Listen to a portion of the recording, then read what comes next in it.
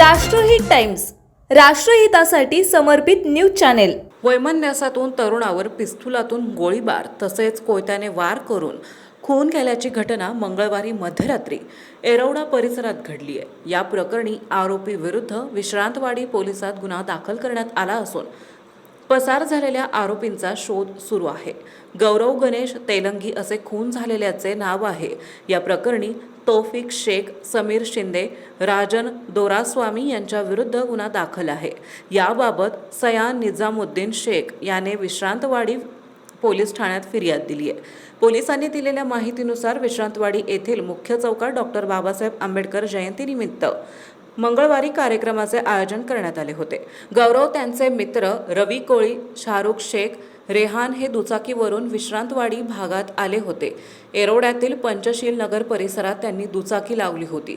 आरोपींशी गौरवचा काही महिन्यांपूर्वी वाद झाला होता। विश्रांतवाडीतील कार्यक्रम संपल्यानंतर मध्यरात्री 12:30 वाजण्याच्या सुमारास गौरव आणि त्यांचे मित्र पंचशील नगर परिसरात लावलेली दुचाकी घेण्यासाठी निघाले असता मागावर असलेल्या आरोपींनी येरवड्यातील कॉमर झोन IT कंपनीजवळील रस्त्यावर गौरवला गाठले। त्याच्यावर गोळीबार केला, मात्र गोळी लागलीच नाही। त्यानंतर कोयत्याने वार करण्यास सुरुवात केली। त्याचबरोबर असलेल्या मित्रांनी मध्यस्थी केल्यावर आरोपींनी त्यांनाही धमकावले। या हल्ल्यात गंभीर जखमी असलेल्या गौरवला तातडीने रुग्णालयात दाखल केले, मात्र उपचारापूर्वीच त्याचा मृत्यू झाला।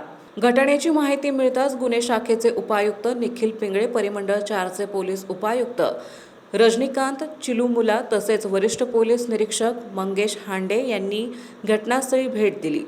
पसार आरोपींचा पोलिसांकडून शोध सुरू असून गुन्हे शाखेचे पोलीस निरीक्षक संपतराव राऊत तपास करीत आहेत।